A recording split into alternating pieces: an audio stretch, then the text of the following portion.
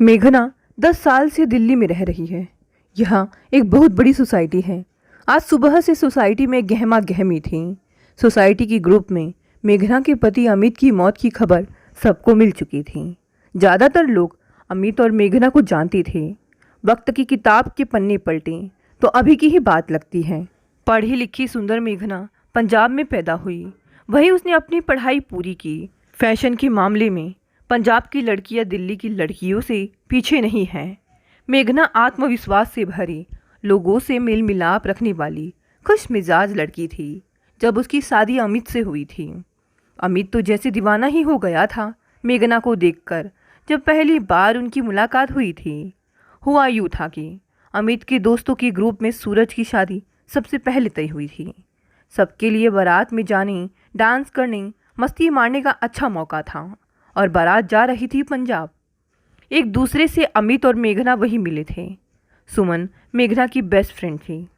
सुमन ने मेघना से पहले ही बोल दिया था कि शादी के एक हफ्ते पहले ही वह अपना ताम झाम लेकर उसके घर आ जाएगी और शादी होने के बाद ही घर वापस जाएगी। मेघना भी कम उत्साहित नहीं थी सुमन के विवाह को लेकर। मेघना सुमन का पूरा हाथ बटा रही थी शादी की खरीदारी करने में। सुमन की बात मानते हुए वह एक हफ्ते पहले ही सुमन के घर रहने आ गई थी। दोनों सहेलियां रात में शादी के बाद हनीमून और सूरज को लेकर खूब मस्ती छेड़छाड़ भरी बातें करती। वह दिन भी आ गया जब बारात द्वार पर खड़ी थी। मेघना कई सहेलियों के साथ द्वार पर दूल्हे से रिबन कटवाने के लिए खड़ी थी। जीजा जी, इतनी भी क्या जल्दी है, फटाफट से 10,000 रुपये का नेक दीजिए, रिबन काटिए और फिर अंदर आइए। और हाँ, सुमन से मिलने की इतनी जल्दी है तो नेक डबल कर दीजिए। हम हैं ना, शॉर्टकट से सब मामला सेट कर देंगे। उसकी कोई ज़रूरत नहीं। वो देखिए, सामने से अंकल आंटी और सब आ रहे हैं। खुद ही हमें प्यार से अंदर ले जाएंगे।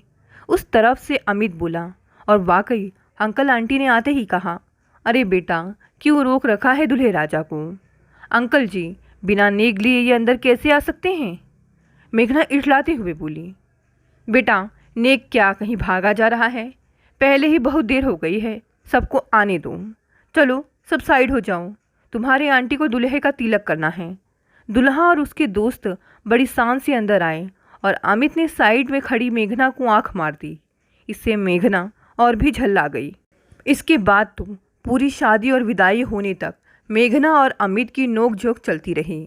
बारात दुल्हन को लेकर वापस दिल्ली लौट रही थी तो सारे दोस्त अमित को छेड़ रहे थे। भाई, लगता है जल्दी ही दोबारा बाराती बनकर आना पड़ेगा। वाकई अमित अपना दिल पंजाब में मेघना के पास छोड़ आया था। मम्मी के पीछे पड़कर उसने मेघना से शादी के लिए इतना जोर दिया कि 1 महीने बाद मेघना दुल्हन बनकर अमित के घर आ गई थी। चट मंगनी पट ब्याह। मैं तो इसी में विश्वास रखता हूँ। हनीमून पर अमित मेघना से अक्सर यह बात कहकर उसे अपने प्यार की दीवानगी दिखाता रहता था। खुशी के दिन पंख लगाकर उड़ जाते हैं और बुरे दिन कुछ ही दिनों के लिए आ जाते हैं, लेकिन लगता है हम मानो वर्षों से उसी में जी रहे हैं। मेघना 2 बच्चों की माँ बन चुकी थी। जिंदगी का हर लम्हा खुशगवार गुजर रहा था। कोई चिंता नहीं थी उसे। अमित का अच्छा खासा बिजनेस था। पैसे की कमी का सवाल ही नहीं था। निर्मला काकी बरसों से उनके घर पर काम कर रही थी। एक तरह से वे घर में खाने पीने की व्यवस्था, रख रखाव, घर में आने जाने वालों पर अपनी पूरी नज़र रखती थी। इसलिए मेघना घर की तरफ से बेफिक्र थी और घर के ड्राइवर भोला काका ने तो अपनी पूरी जवानी इसी घर में गुजार दी थी। अमित के पापा के समय के ड्राइवर थे भोला काका। पापा के गुजर जाने के बाद भी पूरी निष्ठा से इस घर की सेवा की। मम्मी को भोला पर पूरा भरोसा था। रात बेरात कहीं आना जाना हो तो भोला के साथ कार में जाने में उन्हें पूरी तरह सुरक्षित महसूस होता था। अमित ने बचपन से भोला काका को देखा था। स्कूल से लाना ले जाना, ट्यूशन से घर ले जाना, घर का सारा राशन पानी लाना, यहाँ तक कि फैक्ट्री के सामान को पूरी तरह से सुरक्षित रूप से क्लाइंट तक पहुँचाने का काम भी भोला काका बहुत निपुणता से करते। मेघना बहुत खुश थी अपनी ज़िंदगी से। शायद अपनी खुशियों पर उसकी खुद की नज़र लग गई थी। सुबह के 8 बज गई थी, लेकिन मम्मी जी के कमरे का दरवाज़ा अभी तक बंद था।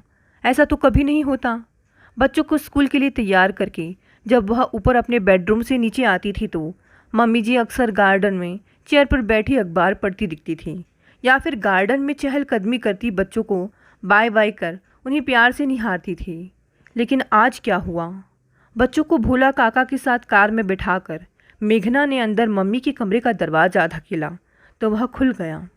सामने बेड पर मम्मी औंधे मुंह लेटी थी और हाथ नीचे लटका हुआ था। यह देखकर मेघना की घुटी चीख निकल गई। अमित अमित चिल्लाने लगी। अमित देखो मम्मी जी को क्या हो गया है। रात में मम्मी जी को दिल का दौरा पड़ा था। उठने की कोशिश की होगी शायद, लेकिन औंधे मुंह पलंग पर गिर गई। मम्मी जी की जीवन डोर टूट चुकी थी। उनका इस तरह अचानक से चले जाना मेघना और अमित के लिए झटके से कम नहीं था। अमित तो जैसे पूरी तरह से टूट गया था। माँ से बहुत ज़्यादा लगाव था। वैसे भी जब वह 10वीं में गया ही था, पापा की ब्रेन हेमरेज से मौत हो गई थी। मम्मी जी ने अकेले पाला पोसा था, फैक्ट्री का काम संभाला था और इतने बड़े घर को संजो कर रखा था। एक तरह से आज वह जो भी था, मम्मी के हाथों गड़ा मजबूत व्यक्तित्व था। उनके जाने से वह भीतर से टूट गया था।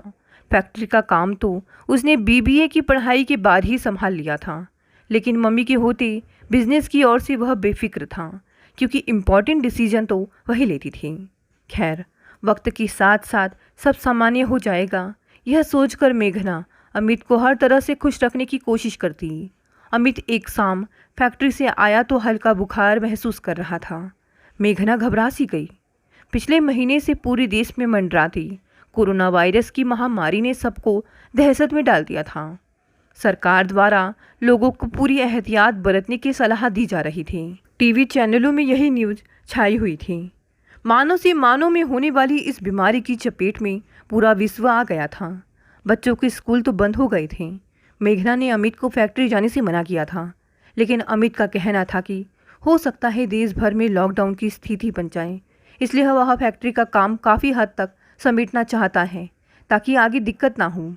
लेकिन इंसान अपने आप को कितना ही बचा ले, लेकिन प्रकृति के आगे उसकी एक नहीं चलती। दिल्ली में जैसे ही लॉकडाउन का ऐलान हुआ, उससे एक दिन पहले अमित कोरोना वायरस की चपेट में आ चुका था। मेघना ने बच्चों को ऊपर की फ्लोर में रहने की हिदायत दे दी थी। निर्मला काकी थी तो मेघना को बच्चों की फिक्र करने की ज़रूरत नहीं थी। अमित की बिगड़ती हालत देखते हुए उसे अस्पताल में भर्ती करा दिया गया। अस्पताल जाने से पहले अमित बोला था, मेघा, लगता है अब तुम्हें बच्चों को, इस घर को दोबारा देख नहीं पाऊंगा। मेघा, मैं तुमसे, बच्चों से, इस घर से बहुत प्यार करता हूँ। मुझे मरना नहीं है, प्लीज़ मुझे बचा लो। मैं तुम सबको छोड़कर जाना नहीं चाहता मेघा। मुझे लग रहा है मौत मुझे बुला रही है। नहीं मेघा नहीं, मुझे नहीं छोड़ना तुम्हारा साथ। मेघना का रो रो कर बुरा हाल था। अमित की यह हालत उससे भी देखी नहीं जा रही थी, लेकिन करती भी तो क्या वह। उसके हाथ में हो तो अपनी ज़िंदगी उसके नाम लिख देते। अस्पताल में एक बार मरीज को भर्ती कराने के बाद उससे मिलना मुश्किल था। अमित के साथ वहाँ अस्पताल में क्या हो रहा है, कुछ दिनों तक तो पता ही नहीं चला। टीवी पर अस्पताल के बुरे हालात, मरीज के साथ बरती जाने वाली लापरवाही और मरीजों की मौत के बाद उनके शरीर के साथ अमानवीयता देख मेघना सिहर उठती थी। फ़ोन की हर घंटी किसी आशंका का संकेत दे रही थी, और वाकई उसकी आशंका सच में बदल गई। अमित नहीं बच पाया था। यह सुनते ही मेघना जैसे पत्थर की हो गई थी। निर्मला काकी ना होती तो शायद आज वह भी जिंदा ना होती। मम्मी जी की मौत को 2 महीने भी नहीं हुए थे, और अमित का उसे यूँ अचानक छोड़कर चले जाना। ऊपर से लॉकडाउन की वजह से कोई घर नहीं आ सकता था, कोई पास आकर उसे गले नहीं लगा सकता था, कोई पास नहीं था कि उसकी कंधे पर सिर रख कर रो सके। बस एक निर्मला चाची थी जिनकी गोद में वह सिर रख कर रो सकती थी। वे ममता की मूरत बन मेघना को संभाले हुए थे। बच्चे तो कुछ समझ नहीं पा रहे थे कि यह सब क्या हो रहा है। 8 साल का राहुल कुछ कुछ समझ रहा था, लेकिन 2 साल की इशिता तो अभी नादान थी। अस्पताल से अमित के पार्थिव शरीर को लेकर अंतिम संस्कार करना था।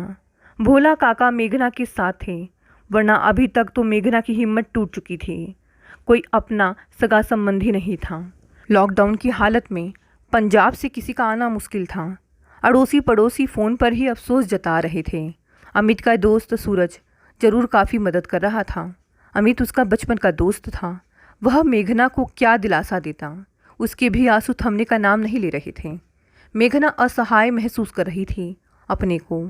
सामान्य दाह संस्कार तो दूर की बात थी, मेघना अमित के शरीर को छू भी नहीं सकती थी। वह अमित जिसके बिना वह जीने की कल्पना नहीं कर सकती थी, कितनी बेबस थी वह। चीख चीख कर रोना चाहती थी, लेकिन सुनने वाला कोई नहीं था। 3 महीने गुजर गए थे अमित को गुजरे हुए, लेकिन मेघना सदमे से उभरी नहीं थी। राहुल और इशिता उसके पास आते और कहते, मम्मी खेलो ना हमारे साथ, तो मेघना खोई खोई आंखों से बस उन्हें देखकर सिर पर हाथ फेर फिर न जाने कहाँ खो जाती। कोशिश कर रही वह खुद को संभालने की, लेकिन हो नहीं पा रहा था। ऐसे में निर्मला काकी ही एक माँ की तरह उसे संभाल रही थी। गांव से तो उनका नाता कब का टूट गया था। पति की मौत के बाद ससुराल वालों ने उन्हें एक तरह से घर से निकाल दिया था। आस ना औलाद। शहर आई तो इस घर में उन्हें ऐसा आसरा मिला कि यही की होकर रह गई। रोज़ पंजाब से मम्मी पापा का फ़ोन आता था। मम्मी रोती उसे तसल्ली देती। मम्मी के पैरों में दर्द रहता था और पापा की हार्ट सर्जरी हो चुकी थी, इसलिए मेघना ने उन्हें सख्त मना कर दिया था कि कोई ज़रूरत नहीं है दिल्ली आने की। अपनी सेहत का ख्याल रखूं।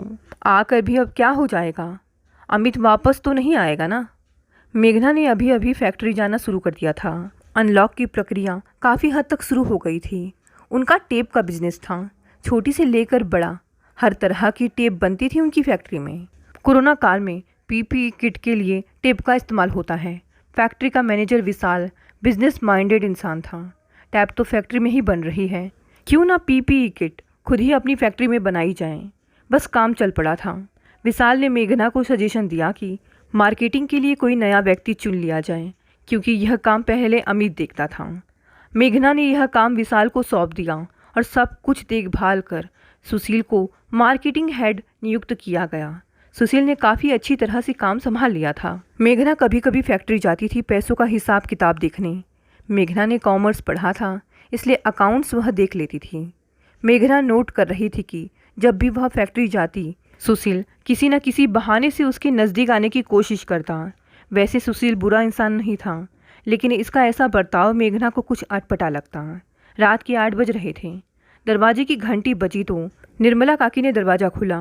मेघना मैडम है? सुशील 2-3 फाइल हाथ में पकड़े खड़ा था। हाँ, लेकिन आप? निर्मला काकी ने पूछा। मैं सुशील, फैक्ट्री का न्यू मार्केटिंग हेड।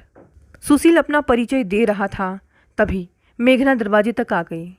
आप इस वक्त? क्या बात है? मेघना ने आश्चर्य से पूछा। मैडम, ज़रूरी कागज़ पर साइन चाहिए थे। क्लाइंट से बात हो चुकी है, बस आपके अप्रूवल की ज़रूरत थी। आइए बैठिए, लाइए पेपर दीजिए। मेघना ने सुशील से पेपर ले लिए। सुशील की आंखें घर का मुआयना कर रही थी। साइड टेबल पर फ्रेम में राहुल और इशिता की फ़ोटो देखकर बोला, बहुत प्यारे बच्चे हैं आपके मैडम। मेघना बात को आगे नहीं बढ़ाना चाहती थी। पेपर साइन करके सुशील की ओर बढ़ा दिए। निर्मला काकी को सुशील की आंखों में लालच नजर आया था। भोला काका से निर्मला काकी को पता तो चला था कि फैक्ट्री में नया आदमी आया है और काफ़ी अच्छा काम कर रहा है। आज देख भी लिया, लेकिन सुशील निर्मला को कुछ ठीक सा नहीं लगा। इंसान को देखकर पहचान लेती थी वे। जिंदगी ने इतनी ठोकरें दी थी कि अच्छे बुरे की पहचान कर सकती थी। नहीं नहीं, मेघना बिटिया को इससे बचाना होगा। निर्मला काकी के दिमाग में एक उपाय सूझा। घर के पीछे बने गिराज में गई। भोला काका वहीं रहते थे। खाना पीना नहाना धोना सब इंतज़ाम कर रखे थे उनके लिए। क्या बात है, इस वक्त यहाँ? भोला काका दूध गर्म कर रहे थे। खाना तो उन्हें घर से मिल ही जाता था। भोला, तुझे फैक्ट्री में आए नए आदमी, क्या नाम है? हाँ सुशील, उस पर नज़र रखनी है। मुझे उसके इरादे ठीक नहीं लग रहे हैं। कभी कभी मुझे ऐसा लगता है, जिस तरह से वह मेघना बिटिया को देखता है, मुझे बुरा लगता है। फैक्ट्री में कितने आदमी हैं, लेकिन यह बिटिया के आसपास मंडराता रहता है। अगले दिन जब सुशील फैक्ट्री से निकला, भोला काका ने गाड़ी उसके गाड़ी के पीछे लगा दी। उसी ने गाड़ी मॉल की पार्किंग में खड़ी कर दी। भोला काका भी गाड़ी पार्क कर उसके पीछे हो लिए। भोला काका ने अपना हुलिया बदला हुआ था। सुशील उन्हें आसानी से पहचान नहीं सकता था। सुशील मॉल के फूड कोर्ट में पहुंचा। वहाँ कोने की टेबल पर एक लड़की उसका इंतज़ार कर रही थी। मिल आए अपनी मेघना मैडम से? लड़की ने ताना देते हुए कहा। यार तुम भी ना, सब अपने और तुम्हारे लिए तो कर रहा हूँ, हाथ में आ गई तो ब्यारे न्यारे हो जाएंगे। तुम बस मेरा कमाल देखती जाओ। भोला काका एक टेबल छोड़कर बैठे थे, लेकिन उनके कान पीछे लगे थे। अब सुशील की असलियत सामने थी। भोला ने निर्मला के सामने घर पहुंचते ही सुशील का फरेब सामने रख दिया। निर्मला काकी ने भी मेघना को सुशील का कमीनापन बताने में देर नहीं लगाई। मेघना को सुशील की हरकतों पर पहले ही शक था। भोला काका की बात पर यकीन न करने का सवाल ही नहीं उठता था। अगले ही दिन मेघना ने मैनेजर विशाल से बात करके एक प्लान के तहत सुशील का फैक्ट्री से हिसाब ऐसे किया कि उसे यह पता ही नहीं चला कि मेघना को उसकी सच्चाई पता चल चुकी है। मेघना जान चुकी थी कि अब उसे कदम कदम पर फरेब करने वाले, झूठी हमदर्दी दिखाकर अपनेपन का दिखावा करने वाले और प्यार करने का दावा करने वाले लोग मिलेंगे। उसे हर कदम फूक फूक कर उठाना है। भोला काका और निर्मला काकी ने भी यह ठान लिया था कि मेघना की, इस घर की और बच्चों की हर हाल में रखवाली करेंगे। खून का न सही, दिल का रिश्ता जुड़ा था उनका इन सब से। सुशील की तरह ही मेघना को काम के सिलसिले में ऐसे लोग मिल जाते थे जिन्हें मेघना की धन दौलत से बेशक मतलब न था, लेकिन उस जैसी सुंदर, स्मार्ट, अकेली औरत को देखकर उसे पाने की उन्होंने कोशिश की कि शायद दांव लग जाए। लेकिन मेघना ने अपने दिल में अमित को बैठा रखा था। कोई दूसरा उसमें घुस नहीं सकता था। मेघना की मम्मी का आए दिन फ़ोन आता और दबी जबान में उनकी यही ख्वाहिश होती कि बेटी अपनी ज़िंदगी के बारे में एक बार फिर से सोचे। अभी उम्र ही क्या थी उसकी, महज 35 साल की थी। लेकिन मेघना बात को दूसरी तरफ मोड़ देती थी। मेघना के पीछे पड़ने वाले भौरों की कमी न थी। एक बड़े होलसेल डीलर जो लाखों का ऑर्डर देते थे, मेघना से मिलने के बाद 2 करोड़ रुपए के माल खरीदने का ऑर्डर दे गए और कच्चा माल उधार में दिलवा दिया। सो अलग वे अब हर दूसरे तीसरे दिन आने लगे तो भोला काका को शक हुआ। उन्होंने बाहर खड़ी डीलर की गाड़ी के ड्राइवर को बुलाकर चाय पिलाना शुरू कर दिया। ड्राइवर ने बताया कि साहब की पत्नी कई साल से अलग रह रही है, क्योंकि ये इधर उधर मुंह मारते रहते हैं। एक बार फिर भोला काका ने मेघना को संकट से निकाला। भोला काका ने कहा था कि बड़े मालिक ने उन्हें 10 साल की उम्र से रखा हुआ है और अब भी उनका अपना कोई नहीं है। वे बचपन में कब अनाथ हो गए थे उन्हें नहीं मालूम। बस इतना मालूम है कि उनके गांव के चाचा बड़े मालिक के पास किसी पुराने कर्मचारी की सिफारिश पर छोड़ गए। निर्मला काकी अक्सर मेघना को अकेले में बैठी आंसू बहाते देखती थी। वे भी चाहती थी कि मेघना को अपने जीवन की खुशियाँ मिले, लेकिन वे क्या कर सकती थी अपनी इस बिटिया के लिए। मम्मी, संडे को मेरी क्लास में आयुष का बर्थडे है। उसके पापा ने पार्टी रखी है, उसने मुझे भी इनवाइट किया है। राहुल बोला। ठीक है, भोला काका तुम्हें ले जाएंगे। संडे को राहुल तैयार होकर भोला काका के साथ आयुष के घर चला गया। उसी कार में बैठा मेघना जब घर के अंदर आई तो टीवी खोलकर बैठ गई। अचानक साइड टेबल पर नज़र गई तो गिफ्ट तो वही रखा हुआ था। वैसे तो भोला काका को फ़ोन करके वापस बुला सकती थी, लेकिन काफ़ी देर हो चुकी थी और वह नहीं चाहती थी कि भोला काका राहुल को वहाँ अकेला छोड़ कर आए। मेघना ने सोचा क्यों ना वहीं दे आए। लौटते हुए बुटीक से अपने कपड़े भी लेती आएगी। कई बार फ़ोन आ चुका था कि उसके सूट सिलकर रेडी हैं। मेघना ने फटाफट कपड़े बदले और दूसरी गाड़ी निकालकर आयुष के घर पहुंच गई। आयुष के घर का पता उसने भोला काका को लिख कर दिया था, इसलिए उसे याद था। आयुष का घर वाकई खूबसूरत था। वह लॉन की तरफ गई जहां सिर्फ 10 बच्चे थे। बच्चों को दूर दूर बैठाकर फन एक्टिविटी कराई जा रही थी। वह नज़रें घुमाकर राहुल को देख रही थी कि पीछे से आवाज़ आई, हेलो, आप शायद राहुल की मदर हैं। मेघना ने पलट कर देखा। लगभग 36 वर्षीय पुरुष, जिसका व्यक्तित्व आकर्षक कहा जाए तो गलत ना होगा, खड़ा था। जी, और आप? मेघना ने पूछा। मैं आयुष का पापा अभिषेक। आपको कई बार पेरेंट्स मीटिंग में देखा है राहुल के साथ। अच्छा, तभी सोच रही थी कि कैसे मुझे पहचाना। वह क्या है कि राहुल आयुष का गिफ्ट घर पर भूल गया था, देने चली आई। इधर कुछ काम भी था तो सोचा वह भी कर लूँगी। गिफ्ट कोई इतनी ज़रूरी तो नहीं था। क्यों नहीं, बर्थडे पर बच्चों को अपने गिफ्ट देखने का ही शौक़ होता है। यह तो आप सही कह रही हैं। अब आ ही गई है तो केक खा कर जाइए। वेटर केक रख कर ले आया था। थैंक्स, मैं चलती हूँ। राहुल अभी यहीं है, काफ़ी एंजॉय कर रहा है। लाइफ में एंजॉयमेंट बहुत ज़रूरी है, बच्चों के लिए भी और बड़ों के लिए भी। अभिषेक ने कुछ गंभीर होकर कहा तो मेघना ने एक बार उसकी तरफ देखा। आंखें जैसे कहीं शून्य में खो गई थी। जी जी कुछ नहीं, आइए आपको बाहर तक छोड़ देता हूँ। जी शुक्रिया, आप मेहमानों को देखिए। अच्छा नमस्ते। नमस्ते। राहुल और आयुष वीडियो कॉलिंग करते थे। कभी कभी स्कूल के वर्क को लेकर अभिषेक मेघना से बात कर लेता था। अभिषेक पैसे से प्रोफेसर था, पत्नी से तलाक हो चुका था। उसकी अपनी महत्वाकांक्षाएं थीं जिन्हें पूरा करने के लिए उसने पति और बेटे को पीछे छोड़ दिया था। आयुष की पूरी देखभाल अभिषेक के सिर पर थी और अभिषेक की माँ भी आयुष का पूरा पूरा ख्याल रखती थी। एक दिन अभिषेक अपने पुत्र आयुष को राहुल से मिलवाने के लिए लेकर आया था। मेघना घर पर ही थी। अभिषेक को देखकर उसके चेहरे पर मुस्कुराहट आ गई थी, जिसे निर्मला काकी ने पढ़ लिया था। मेघना ने अपने भाव छिपाते हुए अभिषेक को बिठाने के लिए कहा। आयुष और राहुल खेलने ऊपर के कमरे में चले गए थे। आपके लिए कुछ लाऊं? निर्मला काकी के चेहरे पर उत्साह की झलक थी। जी नहीं, मैं ठीक हूँ, अभिषेक ने जवाब दिया। ऐसा कैसे हो सकता है कि आप बिना कुछ लिए चले जाएं? मैं दोनों के लिए ही चाय बनाकर लाती हूँ। बीच में ही निर्मला काकी बड़े अधिकार से बोली और किचन की ओर बढ़ गईं। आज काकी को न जाने क्या हो गया है, वे तो किसी को मेरे पास फटकने नहीं देती। मेघना का यह कहना भर था कि अभिषेक के चेहरे पर मुस्कान आ गई, जिसे देखकर मेघना को अच्छा लगा। क्या कर रही हैं आजकल आप? कुछ नया?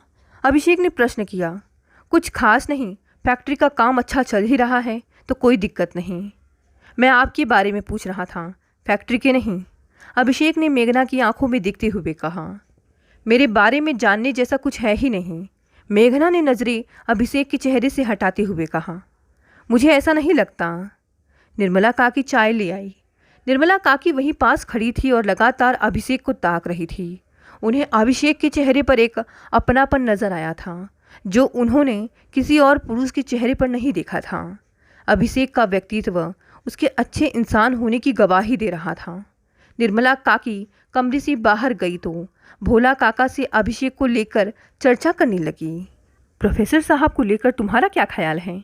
निर्मला काकी ने पूछा। अच्छे इंसान मालूम पड़ते हैं, भोला काका ने जवाब दिया। मुझे भी। बिटिया का चेहरा कितने दिन बाद इतना खिला हुआ दिख रहा है ना? पता नहीं, लेकिन तुम कह रही हो तो ऐसा ही होगा। हाँ। अभिषेक आयुष को लेकर जाने लगा तो उसके चेहरे पर मेघना से मिलने की चाह साफ नजर आ रही थी। अभिषेक के जाते ही मेघना सोफे पर बैठी हुई थी। जब निर्मला काकी उसके पास आकर बैठ गई। मुझे तो प्रोफेसर साहब अच्छे लगे, और बिटिया तुम्हें? हाँ, मुझे भी। कहते ही मेघना को ख्याल आया कि उसने अचानक क्या कह दिया। क्या? ऐसा तो कुछ नहीं, मेरा मतलब हाँ, अच्छे व्यक्ति हैं, कहकर उसने नज़रें दूसरी तरफ कर ली। मेरी तो हाँ है और भोला की भी, कहकर निर्मला काकी उठकर जाने लगी। मेघना उनकी बात सुनकर झेप गई। बोली, कुछ भी कहती हो आप? राहुल और आयुष आपस में बात करना चाहते थे तो मेघना के फ़ोन पर अभिषेक का मैसेज आ जाता था, पर अब वह आयुष और राहुल की बात कराने के लिए नहीं, बल्कि खुद मेघना से बात करने के लिए मैसेज करने लगा। धीरे धीरे अभिषेक ने मेघना से मोबाइल पर बात करनी शुरू कर दी। दो दुखी दिल, दो तन्हा इंसान ही एक दूसरे की पीड़ा समझ सकते हैं। अभिषेक ने अपनी पत्नी से तलाक के बाद दूसरी शादी के बारे में सोचा तक नहीं था, लेकिन अपनी तरह ही मेघना को देख वह उसके प्रति आकर्षित होने लगा था। मेघना और अभिषेक जब बात करते थे, उन्हें लगता था उनके मन की पीड़ा कम हो गई है। दोनों एक दूसरे के अच्छे दोस्त बन गए थे। अभिषेक का यह कहना, मेघना तुम फिक्र मत करो, मैं हूँ ना, सब ठीक हो जाएगा, मेघना की सब पीड़ा हर लेता। निर्मला काकी ने महसूस किया था जब से अभिषेक मेघना की ज़िंदगी में आया है, मेघना के जीवन में आया खालीपन भरने लगा था। दोनों अपनी तकलीफ़ एक दूसरे से बांटकर जिंदगी की उलझनों को सुलझा रहे थे। बेशक वे एक दूसरे से दूर रहे थे, लेकिन मन का जुड़ाव हो चुका था। मन से मन का मिलन कुछ कम तो नहीं होता। दोनों की अपनी अपनी ज़िंदगी थी, दोनों पर अपने अपने बच्चों की जिम्मेदारी थी। वे उन्हें अच्छी तरह निभा रहे थे, लेकिन दोनों के पास आज एक दूसरे का मानसिक संबल था, जो शारीरिक संबल से भी ज़रूरी है। वक्त की धारा में दोनों बह रहे थे। मेघना बिटिया, किस सोच में हूँ? तुम्हारा खूबसूरत भविष्य तुम्हारा इंतज़ार कर रहा है। शादी के बारे में क्यों नहीं सोचती? निर्मला काकी ने एक दिन कहा। डर लग रहा है काकी, समाज क्या कहेगा? बच्चे क्या सोचेंगे कि उनकी माँ को शादी की पड़ी है? बच्चे छोटे हैं मेघना, वे पिता की कमी महसूस करते हैं जो प्रोफेसर जी पूरी कर सकते हैं। वे भी तुमसे शादी करना चाहते हैं। उनकी बातों से, उनकी आंखों से साफ झलकता है। पूछा था अभिषेक ने मुझसे, मैंने ही मना कर दिया था। भोला काका भी वहाँ आ चुके थे। मेघना बिटिया, निर्मला सही कह रही है। समाज हमारे साथ ऐसा करता ही क्या है जो हम उसके बारे में सोचें। अपने दिल की सुनो बिटिया, बच्चों को पिता भी मिल जाएगा। भोला काका और निर्मला काकी के जाने के बाद मेघना सोच में डूब गई। अमित को याद करने लगी, अपने वे दिन याद करने लगी जब लोगों की नज़रें उसे तार तार करने की कोशिश करती थी। अभिषेक से मिलने से पहले कितना दर्द था उसके दिल में, सब मेघना की आंखों के आगे नाचने लगा। मेघना ने फ़ोन उठाया और अभिषेक को कॉल किया। हेलो अभिषेक। हाँ मेघना कहो। तुम्हारा हाथ थाम कर आगे बढ़ना चाहती हूँ। ऐसा लगता है कि हम साथ होंगे तो सब उलझनें सुलझ जाएगी। मेघना, मैं तुमसे वादा करता हूँ कि तुम्हारी आंखों में आंसू नहीं आने दूंगा कभी। अभिषेक के इन शब्दों से मेघना का रोम रोम पुलकित हो उठा था। दोस्तों, यह कहानी यहीं समाप्त हो गई।